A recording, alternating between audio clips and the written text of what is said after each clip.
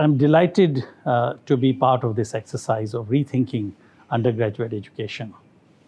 Undergraduate education is really at the heart of university system, and that is because of the age of the students who are no longer children, but still not adults. And as such, they are in a very formative age.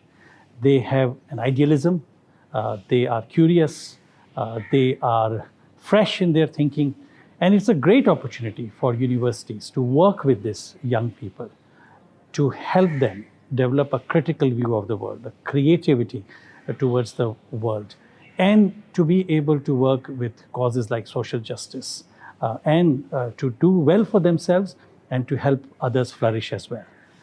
However, in order to do that, it is important that we constantly ask the question about what kind of education, what kind of skills, and what kind of opportunities are we creating.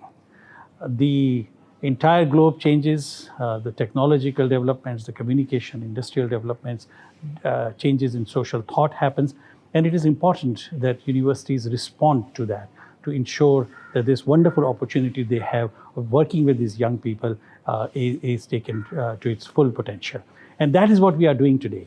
We are asking some tough questions. We are asking some first order questions about what should be the nature of undergraduate education in the times that we have. We will be critically looking at what we do and will be aspiring to do better. Thank you very much.